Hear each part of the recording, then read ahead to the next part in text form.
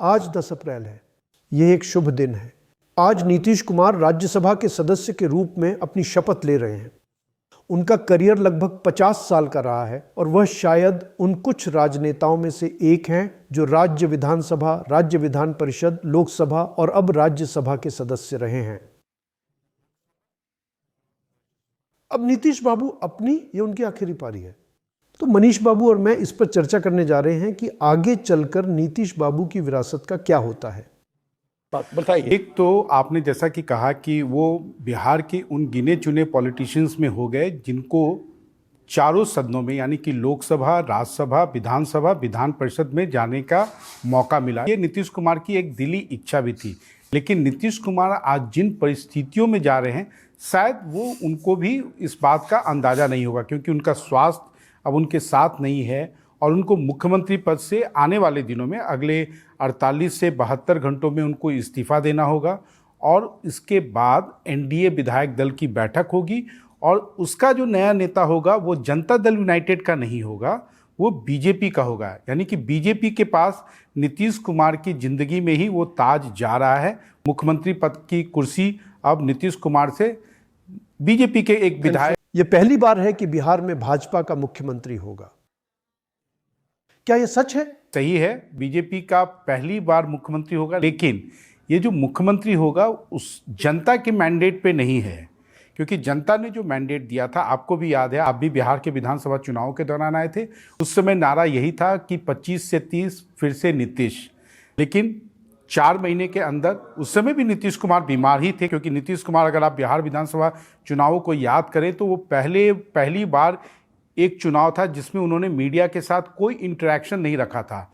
हमने उनकी एक रैली में भी हम लोग जब पहुंचे थे तो वो किसी को पहचान नहीं पाए थे, तो उस समय भी थी। लेकिन जो कुछ भी आज बिहार में हो रहा है वो बीजेपी के स्क्रिप्ट के अनुसार हो रहा है और कहीं ना कहीं बीजेपी ने ये चाहा था, क्योंकि अगर आप याद करें दोहरा तो प्रधानमंत्री नरेंद्र मोदी या केंद्रीय गृह मंत्री अमित शाह ने अपनी किसी भी सभा में ये नहीं कहा था कि एनडीए को बहुमत आएगा तो फिर से नीतीश कुमार ही मुख्यमंत्री होंगे। नीतीश कुमार पहले के चुनावों में उन्होंने ऐसा कहा है। पहले के चुनावों में वे कहा करते थे हम नीतीश के नेतृत्व में लड़ेंगे। इस बार उन्होंने कुछ नहीं कहा है कि अगला मुख्यमंत्री कौन होगा, लेकिन मुझे लगता है मनीष ये कुछ ऐसा है जो उन्होंने कई दूसरे राज्यों में भी किया है। आप छोटी शुरुआत करते हैं, बड़े हो जाते हैं। महाराष्ट्र का उदाहरण लीजिए, तो ये भाजपा की रणनीति है जहां उनके पास ताकत नहीं है। वे एक जूनियर पार्टनर के रूप में छोटे स्तर पर आते हैं और धीरे धीरे अपनी राह बनाते हैं और अब वे बिहार में सीनियर पार्टनर हैं। ये सही है कि बीजेपी जो है अपने एलाइज के कॉस्ट पे ही गेन करती है और बिहार में चूंकि उनका ऐसा ब्रॉड बेस्ड कोलिशन रहा है, और मैं एक आपको क्रेडिट भी आज की जो बीजेपी की लीडरशिप है उसको ये क्रेडिट जाता है कि उनको मालूम था कि नीतीश कुमार बीमार हैं, लेकिन उनको इस सच्चाई से भी वो भली भांति परिचित थे कि नीतीश कुमार का जो भी हो, उनकी स्थिति जो भी हो, उनका फिजिकल हेल्थ जैसा भी हो, लेकिन जो उनका कोर वोटर है वो उनके साथ है और शायद बीजेपी को उसी कोर वोटर पे उनकी नज़र टिकी हुई है, जिसके कारण आप कह सकते हैं कि नीतीश कुमार को इतना ऑनरेबल एग्जिट दे रहे हैं। ये इसका दूसरा पहलू ये भी है कि बिहार में आज भले ही सत्ता परिवर्तन हो रहा हो, लेकिन जो एनडीए का जो कोर वोटर है वो कहीं ना कहीं खुश नहीं है, उसमें एक मायूसी है। और वो वही नीतीश कुमार की जो आप लिगेसी की बात कर रहे हैं, नीतीश कुमार की लिगेसी यही है कि नीतीश कुमार बीमार हैं, मुख्यमंत्री पद से इस्तीफा देंगे, उनकी जगह बीजेपी का मुख्यमंत्री होगा, लेकिन कोई खुशी नहीं मना रहा। लेकिन इसका यह भी मतलब है कि नीतीश कुमार इन वर्षों में दूसरी पंक्ति विकसित करने में विफल रहे हैं। वे हमेशा मुख्य व्यक्ति रहे हैं और फिर कोई नहीं है। अब सवाल यह है कि भाजपा या जनता दल के अलावा ये सभी घटक दल अपना ठिकाना कहां ढूंढेंगे? क्या वे जदयू के साथ रहेंगे? क्योंकि पर्याप्त दावेदार हैं। साथ ही श्री जैसे लोग, कुशवाहा, श्री जैसे लोग, पासवान, क्या वे टिके रहेंगे या वे बेहतर मौकों की तलाश करेंगे? क्या वे सरकार चलाने में और बड़ी हिस्सेदारी चाहेंगे अब जबकि नीतीश चले गए हैं? देखिए, नीतीश कुमार के जैसे ही वो सत्ता में नहीं रहेंगे तो जो उपेंद्र कुशवाहा हैं या चिराग पासवान, इनका बार्गेनिंग पावर या उस सरकार में उनकी जो आप कह सकते हैं कि जो उनका से है वो बढ़ जाएगा, क्योंकि नीतीश कुमार के साथ में आप उनको कुछ भी कर लीजिए, उनको कोई डिक्टेट नहीं कर सकता था। लेकिन जहाँ तक जनता दल यूनाइटेड का भविष्य का सवाल है, जब तक निशांत उनके जो पुत्र हैं, he is the only son, वो अगर सत्ता में नहीं आते हैं, वो अगर डिप्टी चीफ मिनिस्टर नहीं बनते हैं, तो निश्चित रूप से जनता दल यूनाइटेड का बिखराव या डिसइंटीग्रेशन उसी समय शुरू हो जाएगा। लेकिन अगर निशांत आ जाते हैं तो आप कह सकते हैं कि जनता दल यूनाइटेड कुछ और सालों के लिए सरवाइव कर जाएगा। खैर, अब आप मुझे महाराष्ट्र जैसा एक उदाहरण दे रहे हैं। बाला साहेब का निधन हो गया, उद्धव आए, कुछ समय तक टिके, बंटवारा हो गया। तो सवाल ये है, ऐसा नहीं है कि एक समय था जब बेटे ने पिता की जगह ली और मुख्यमंत्री बन गया। अब जो हो रहा है वह यह है कि आसपास दूसरे लोग भी हैं और ये इतना आसान नहीं है, क्योंकि दूसरे लोगों की भी महत्वाकांक्षाएं होती हैं। एक परिवार द्वारा नियंत्रित पार्टी में परिवार से बाहर के सदस्य का कोई मौका नहीं होता है। तो क्या ये संभव है कि कुछ लोग अलग हो जाएंगे और एबीसी की अपनी पार्टियां बना लेंगे? देखिए, क्षेत्रीय दलों में जो उत्तराधिकार का है, ये दो तरह के उत्तराधिकार हुए हैं। जब भी किसी जो पार्टी का फाउंडर हो, चाहे वो बाला साहेब हो, लालू यादव हो, रामविलास पासवान हो, उन्होंने अपनी जिंदगी में जब वो पॉलिटिकली एक्टिव थे, स्वस्थ थे, उन्होंने लिगेसी को, उन्होंने सक्सेशन क्लियर कर दिया। क्योंकि आपको मालूम है कि राज ठाकरे उससे काफ़ी नाराज हुए थे जब उद्धव आए थे। Uddhav was also a very reluctant politician. Correct. लेकिन नीतीश कुमार के केस में क्या हो रहा है कि नीतीश कुमार आज स्वस्थ नहीं है। नीतीश कुमार जनता के बीच जाकर अपने बेटे के कंधे पे हाथ रख के नहीं कह सकते हैं कि आप इन्हें एक्सेप्ट कर लीजिए। जो भी हो रहा है वो एक तरह से कंपल्सन या समय उनको ये डिक्टेट कर रहा है। क्योंकि नीतीश कुमार कहते थे कि भाई मैं ऐसा नहीं हूँ जो अपने फैमिली को प्रमोट करता है, मेरे लिए पूरा मेरा बिहार मेरा परिवार है। Let me ask you a question. If Nitish Kumar pushes hand on the kandha of his son, what is the BJP going to do? Does the BJP want Nitish Kumar's party to continue or to break up? कोई भी party होगी, कोई भी alliance partner होगा, वो नहीं चाहेगा कि उसका जो एलाई है वो मजबूत हो। बीजेपी को भी मालूम है कि अगर निशांत आ गए तो आने वाले दिनों में उनके लिए जो है ये कोलिशन को चलाना और थोड़ा टेढ़ा खीर होगा। वो एक तरह से वो जो देखिए, बीजेपी जो पार्टी है वो चाहती है कि हर जगह एलाइज जैसे जैसे डिसइंटीग्रेट करते हैं, एलाइज जैसे जैसे कमज़ोर होती है, बीजेपी मजबूत होता है। अगर निशांत आ जाते हैं, जनता दल यू इसी फॉर्म में रहती है, जनता दल यू का जो वोटर है वो उस निशांत के नेतृत्व को स्वीकार कर लेता है, तो उसमें बीजेपी का जो बिहार में भले ही उनको मुख्यमंत्री का ताज मिल जाए, लेकिन उसका वोट जो है उन्हें नहीं मिलेगा। अगर जनता दल यूनाइटेड में किसी तरह का बंटवारा होता है तो किसको ज्यादा फायदा होने की संभावना है? कौन से वर्ग? वे सब एक जगह नहीं जाएंगे, कई वहीं रहेंगे। क्या वे भाजपा में जाएंगे? क्या वे किसी पासवान के पास जाएंगे? क्या वे किसी कुशवाहा के पास जाएंगे?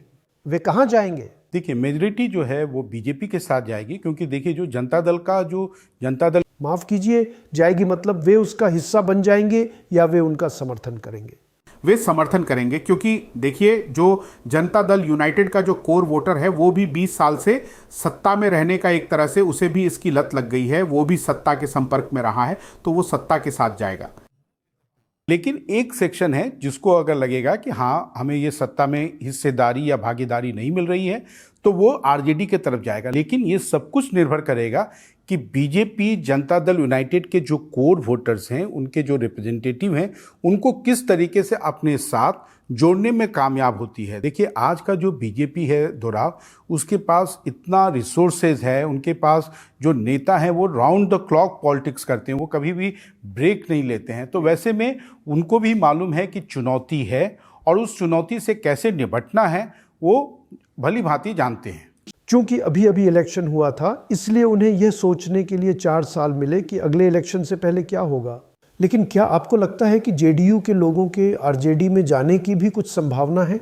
अभी तो फिलहाल नहीं जाएंगे। नहीं, सवाल यह है कि क्या यह आंशिक रूप से जाति समीकरणों पर निर्भर नहीं करेगा? देखिए, जेडीयू का क्या होगा, जेडीयू के कोर वोटर्स साथ रहेंगे, कहाँ जाएंगे, ये सब कुछ इस बात पर निर्भर करता है कि निशांत, अगर राजनीति में तो उनका आना तय है, निशांत पॉलिटिक्स में किस तरीके से अपने आप को ढालते हैं, how he behaves, how he performs, ये उसके ऊपर निर्भर करेगा।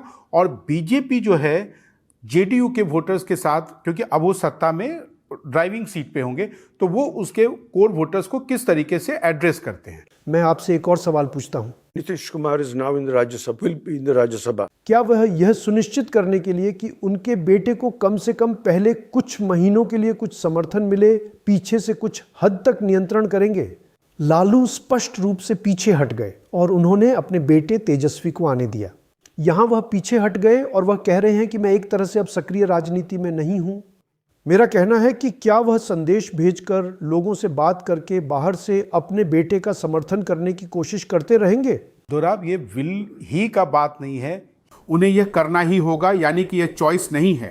ये उनका कंपल्सन है अपने बेटे को पॉलिटिक्स में सेटल करना। इसलिए नीतीश कुमार के पास अपने बेटे को बैक करने के, बेटे को एस्टैब्लिश करने के लिए, उसे कंफर्टेबल अपने रैंक एंड फाइल से उसे इंट्रोड्यूस कराने के अलावा और दूसरा कोई विकल्प नहीं है। तो क्या आपका मतलब है कि वह एक तरह से अपने बेटे की मदद करने के लिए दूर से राजनीति करेंगे? देखिए, नीतीश कुमार बिहार की राजनीति से कहीं जा नहीं रहे हैं। नीतीश कुमार भले ही मुख्यमंत्री की कुर्सी उनकी चली जाए, उनको बीजेपी आज उनको एक तरह से एज आउट कर दे, लेकिन वो उनकी छवि, उनका काम और उनकी जो परछाई यानी कि उनका शैडो, वो बिहार की राजनीति पे अभी अगले कुछ दशक तक आपको देखने को मिलेगा। मैं आपसे एक आखिरी सवाल पूछता हूं। 3 साल आगे देखिए, आप बिहार पार्टी समीकरणों में विभिन्न समीकरणों को कहां देखते हैं? मुझे लगता है कि बेशक यथास्थिति बनी रहेगी। जो नया मुख्यमंत्री होगा वो नीतीश कुमार का 1/10 भी नहीं होगा, क्योंकि नीतीश कुमार के पास एक एक्सपीरियंस था, वो रेल मंत्री थे, उसके बाद वो बिहार के मुख्यमंत्री रहे। उनका एक पार्लियामेंट्री पॉलिटिक्स में उनका एक एक्सपीरियंस था, क्योंकि वो 77 से चुनाव लड़ रहे थे। 85 में वो पहली बार एमएलए हुए थे, 89 में एमपी हुए थे, 2005 नवंबर में वो पहली बार मुख्यमंत्री हुए थे। तो उस स्टेचर का नेता, उतनी सोच बिहार में क्या करनी है, वैसा तो नेता नहीं मिल सकता है उनसे अगर आप कंपेयर करेंगे। लेकिन ये चुनौती अब होगी प्रधानमंत्री नरेंद्र मोदी, केंद्रीय गृह मंत्री अमित शाह के ऊपर कि वो जो नया जिसको बिहार का मुख्यमंत्री बनाते हैं उसमें उसको किस तरीके से बैक करते हैं। ये सब कुछ इन सब चीज़ों के ऊपर निर्भर करेगा। ठीक है, धन्यवाद मनीष। डिकोडर पर हमारा बिहार के ऊपर और देश के अन्य राज्यों की राजनीति के ऊपर ये विशेष चर्चा जारी रहेगा। देखते रहिए डिकोडर।